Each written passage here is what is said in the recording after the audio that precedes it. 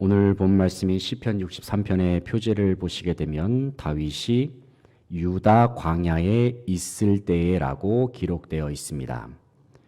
우리는 성경 속에서 다윗이 유다 광야에 있었던 때가 언제였는가를 살펴볼 때에 크게 두 가지의 사건을 발견할 수 있습니다. 첫 번째 사건은 사무엘상 21장부터 23장까지에 나오는 다윗이 사울 왕에게 쫓김을 당하는 중에 유다 광야로 피신한 일입니다. 두 번째 사건은 사무엘하 15장, 16장에 걸쳐서 나오는 다윗의 아들 압살롬의 반란으로 말미암아 다윗이 왕궁에서 쫓겨나던 때에 그는 유다 광야로 피신했습니다. 이 두 가지 사건 중에 어떠한 상황이든지 간에 유다 광야로 피신했을 때의 다윗은 정말 무고한 고난을 겪으면서 매우 힘겨운 시간을 보냈습니다. 자신에게 고난을 준 대상이 사울 왕이든지 압살롬이든지 간에 그 두 명은 한때는 자신과 가까운 관계에 있었던 사람들이었습니다.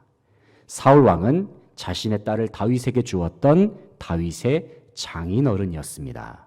그리고 압살롬은 다윗이 사랑하는 친아들이었습니다. 그런데 가까웠던 이들이 어느 순간에는 그들의 마음을 바꿔서 다윗을 공격하려고 하고 심지어 그의 목숨을 노리기까지 합니다. 이제 그들은 더 이상 가족도 아니고 친지도 아니고 그저 원수요 대적으로 전락해 버렸습니다. 참으로 서글픈 상황이 아닐 수 없습니다. 생각해 보건대 이 세상에 많은 고난이 존재한다 하더라도 그 어떤 고난보다도 가까웠던 사람들에게 배신을 당하고 또 가까운 이들로부터 공격을 당하는 것만큼 아프고 쓰라린 일도 없을 거라고 저는 생각합니다. 하지만 이와 같은 고단한 인생의 상황 속에서도 다윗은 자신에게 다가온 고난을 이겨내기로 결단을 합니다. 내 인생에 다가온 모든 역경과 어려움, 바로 이것을 이겨낼 것을 다윗 스스로는 결단하고 있습니다. 바로 오늘 본 말씀인 시편 63편은 인생의 고난을 이겨내고자 하는 다윗의 결단이 담긴 시라고 할 수 있습니다. 특별히 다윗은 고난 중에서도 믿음의 눈을 들어서 하나님의 얼굴을 바라보았습니다. 그는 고난 중에서도 하나님이 어떤 분이신지 생각을 했고, 그리고 고난 중에서도 하나님이 나를 사랑하신다. 이 사실을 늘 기억하면서 깊이 묵상했습니다. 우리는 시편 63편에 나오는 다윗의 고백을 통해서 하나님께서 고난 중에 있는 주님의 백성을 어떻게 지키시고 돌보시는가를 확인할 수 있습니다. 이 시간 다윗의 시편을 통해서 인생의 고난 속에서 우리가 바라보고 신뢰해야 할 하나님은 어떤 분이신지 말씀을 중심으로 다 함께 생각해 보기를 원합니다. 첫째는 하나님은 우리의 목마름을 채우시는 분이십니다. 우리의 목마름을 채우시는 하나님. 1절 2절 말씀을 같이 읽어보겠습니다. 1절 2절 시작. 하나님이여 주는 나의 하나님이시라. 내가 간절히 주를 찾되 물이 없어 마르고 황폐한 땅에서 내 영혼이 주를 갈망하며 내 육체가 주를 앙모하나이다. 내가 주의 권능과 영광을 보기 위하여 이와 같이 성소에서 주를 바라보았나이다. 아멘. 1절의 중간 부분을 보시면 다윗은 물이 없어 마르고 황폐한 땅에서 내 영혼이 주를 갈망하며 내 육체가 주를 앙모하나이다 말씀합니다. 여기서 다윗은 자신이 있는 위치가 물이 없어서 메마르고 황폐한 땅에 있음을 하나님 앞에 고백하고 있습니다. 앞서 우리는 시편 63편 말씀이 다윗이 유다 광야에 있을 때에 지은 시라고 살펴본 바가 있습니다. 여기서 유다 광야는 이스라엘의 지도에서 예루살렘과 사해 바다 사이에 위치해 있는 사막지대를 의미합니다. 유다의 광야의 연간 강수량은 약 100mm에서 150mm 정도 내린다고 전해지고 있습니다. 그 중에서도 광야를 둘로 나눴을 때에 서편 지역이 한 100mm부터 150mm 정도 내리고 동편 지역의 같은 경우에는 연간 강수량이 약 50mm밖에 되지 않는다고 합니다.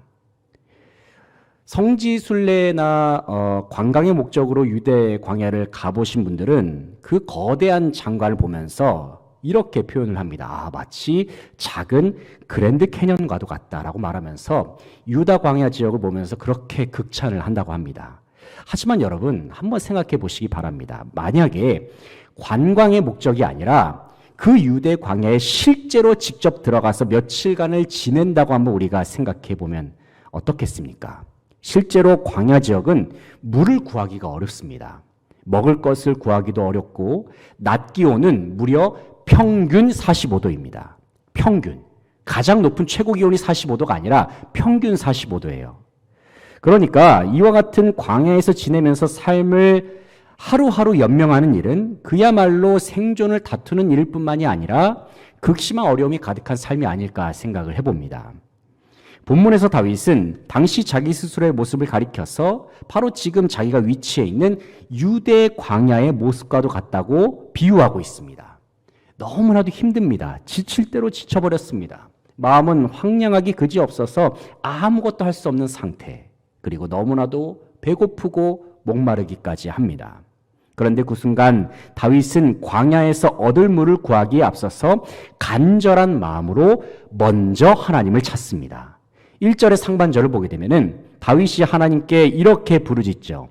하나님이여 주는 나의 하나님이시라. 또 1절의 하반절을 보게 되면 내 영혼이 주를 갈망하며 내 육체가 주를 앙모하나이다 말씀하고 있습니다. 현재 다윗은 가까운 이들로부터 쫓김을 당함으로 인해서 그의 삶은 위협을 당하고 있고 이로 인하여 그의 몸과 마음 또한 무너져 내리고 말았습니다. 하지만 그때 다윗이 떠올렸던 것은 이것입니다. 그것은 1절에 나오는 말씀과 같이 하나님은 나의 하나님이시다. 하나님은 나의 하나님. 모든 사람들이 나를 떠난다 할지라도 하나님은 나의 하나님. 하나님은 나를 결코 버리지도 아니하시고 하나님은 나를 결코 떠나지 않으실 거야. 다윗은 현재의 광야와 같은 상황 속에서도 하나님이 나의 하나님 되심을 깊이 생각했습니다. 그러면서 다윗은 2절에서 성소에서 하나님을 예배하던 추억을 떠올리기 시작합니다. 다시 말해서 그 언젠가 기쁨으로 하나님을 찬양하면서 기쁨으로 제사를 드렸던 예배의 기억, 예배의 추억을 떠올립니다. 2절 말씀을 같이 한번 읽어보겠습니다. 2절 말씀 시작. 내가 주의 권능과 영광을 보기 위하여 이와 같이 성소에서 주를 바라보았나이다. 아멘. 2절에서 하반절을 보시게 되면 성소에서 주를 바라보았다. 성소에서 하나님을 예배했던 순간을 다윗이 추억하면서 떠올리는 그러한 말씀이 되겠습니다. 다윗이 이처럼 고난의 때에 하나님을 예배했던 순간을 떠올렸던 이유가 무엇입니까? 왜냐하면 하나님을 예배했던 그 순간은 이 세상의 즐거움과는 비교할 수 없는 기쁨이 있었기 때문입니다. 또 하나님을 예배했던 그 순간은 이 세상의 그 어떤 마실 물과는 비교할 수 없는 시원함이 있었고 결코 이 세상에서 찾을 수 없는 부요함과 풍성함이 하나님을 예배하는 그 제사 가운데 있었기 때문입니다.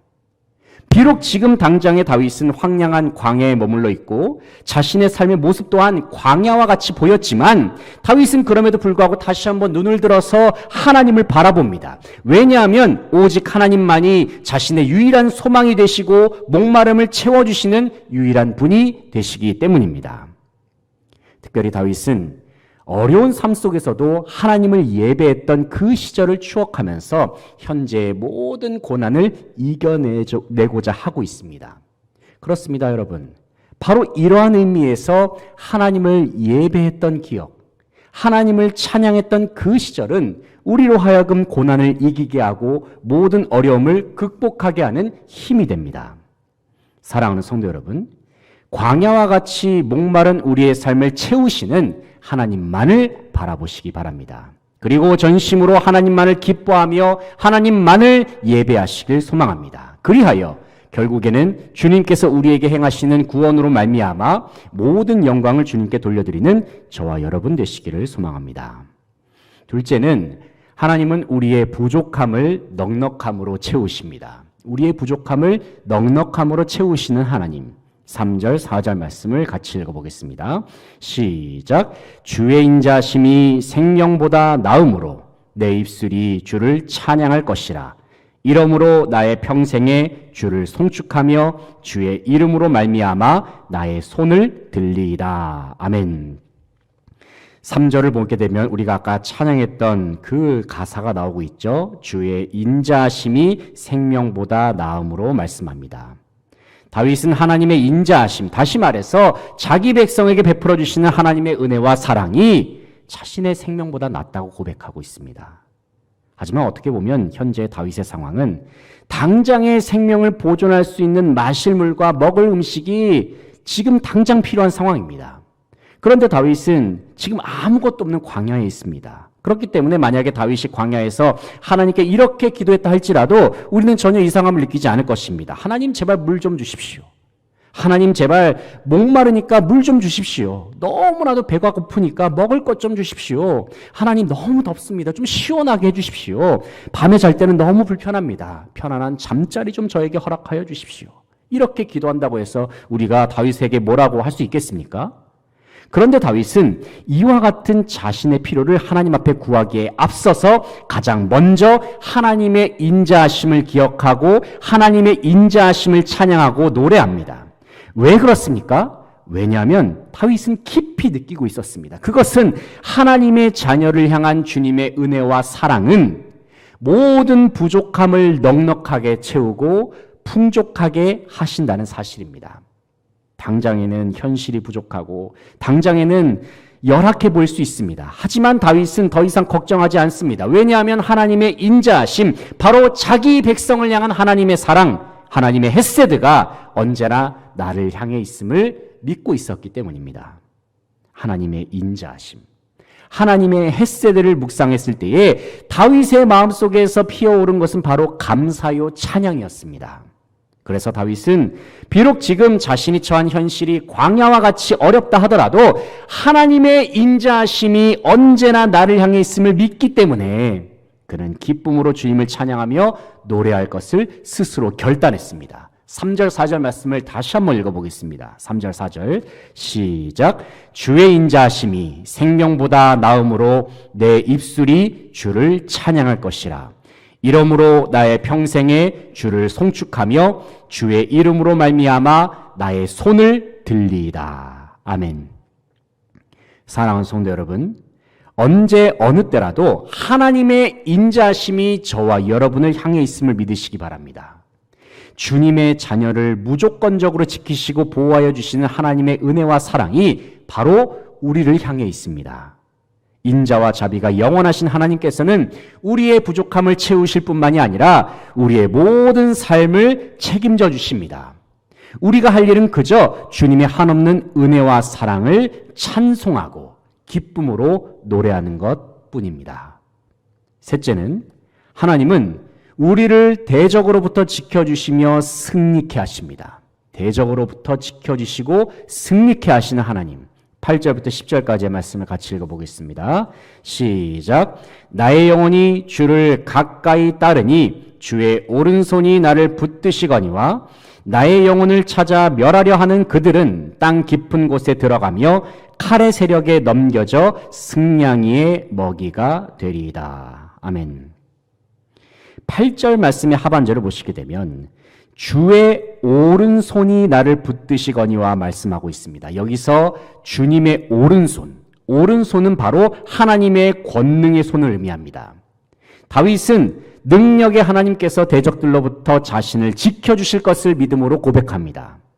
자신과 가까웠던 이들이 대적으로 돌변하여 칼을 겨누는 상황은 다윗의 입장에서 볼 때 참으로 기가 막힐 노릇이고 서글픈 상황이 아닐 수 없습니다. 이런 상황 속에서 다윗은 어떻게 보면 그들과 싸울 힘도 없었을 것이고 심지어는 모든 것을 다 내려놓고 포기하고 싶은 마음도 들었을지도 모릅니다. 하지만 그때 다윗은 하나님께서 자신에게 힘이 되어주신다는 사실을 떠올립니다. 하나님의 오른손, 하나님의 오른손. 능력의 하나님께서 주님의 오른손으로 이 세상 천지만물을 만드셨지. 절대적인 주권으로 모든 세상을 하나님께서 친히 다스리고 계시지. 다윗은 광야에서 계속해서 하나님의 오른손을 묵상하고 하나님의 절대적인 권능을 계속해서 깊이 생각하고 있습니다. 그런데 이처럼 전능하신 하나님의 오른손이 바로 자기 백성을 붙드시고 자기 백성의 삶을 안전하게 지키시고 보호하신다는 사실을 다윗은 기억했습니다. 자기 백성의 삶을 주님의 오른손으로 붙드시는 하나님. 다윗은 이 사실을 믿음으로 취했습니다. 믿음으로 붙잡았습니다. 바로 하나님이 나의 힘이 되시고 대적들을 물리쳐 주실 뿐만이 아니라 하나님께서 나에게 궁극적인 승리를 허락하실 것임을 그는 확실하게 믿었습니다. 그래서 다윗은 광야에서 이리저리 방황하는 중에도 기쁨으로 하나님을 찬양하며 노래할 수 있었습니다. 왜냐하면 다윗은 고난의 상황 속에서도 하나님의 보호하심과 주님께서 주실 승리를 믿었기 때문입니다. 사랑하는 성도 여러분, 혹시 현재 우리의 상황이 광야와 같이 아무것도 보이질 않고 수많은 대적들이 우리를 에워싸는 듯한 그러한 상황이라고 한다면 우리는 어떻게 해야 할까요? 그때 우리가 생각해야 할 것은 저와 여러분을 지켜주시는 하나님의 오른손입니다. 다윗이 그러했던 것처럼 우리의 힘이 되시고 권능이 되시는 하나님만을 바라보고 주님만을 의지하시기 바랍니다. 여전히 상황이 달라지지 않는다 할지라도 여전히 힘들어도 그래도 하나님께서 주시는 힘과 능력을 끝까지 의지하시기 바랍니다. 주님께서는 우리로 하여금 승리케 하십니다. 구원하여 주십니다. 모든 것을 채워주십니다. 그리고 결국에는 주님께서 사랑하시는 성도들의 입술에 기쁨의 노래를 두시고 찬송의 옷을 입혀 주실 것입니다. 우리의 삶 속에 참된 구원을 허락하실 나의 하나님, 나의 하나님을 기억하면서 주님께 찬송과 영광을 돌려드리는 모든 성도들 되시기를 소망합니다. 이제 말씀을 정리하겠습니다. 사랑하는 성도 여러분, 우리가 인생을 살다 보면 때로는 황량한 광야 한복판에 있는 것과 같은 깊은 고독과 외로움이 우리의 삶 속에 찾아올 때가 있습니다. 하지만 그럴 때에 이 사실을 반드시 기억하시기 바랍니다. 그것은 하나님은 바로 나의 하나님이 되신다는 사실입니다. 하나님은 나의 하나님이시다. 나의 하나님은 결코 우리를 혼자 외롭게 내버려 두지 않으십니다. 나의 하나님은 결코 우리를 포기하지 않으십니다. 그리고 나의 하나님은 결코 우리의 기도를 외면하지 않으십니다. 때로는 우리의 상황이 광야와 같을 때라도 우리의 목마름을 채우시는 유일하신 하나님만 바라보십시오. 우리의 부족함을 넉넉히 채우시는 하나님을 바라보십시오. 그리고 우리의 삶을 대적들의 공격으로부터 지켜주시는 하나님의 오른손을 의지하시기 바랍니다. 그리하여 다윗과 같이 하나님께서 자기 백성에게 베풀어 주시는 주님의 인자하심으로 말미암아 평생토록 주님을 찬양하며 주님께 큰 영광을 돌려드릴 수 있는 모든 수지강성의 성도들 다 되시기를 간절히 바라고 소망합니다. 함께 기도하시겠습니다.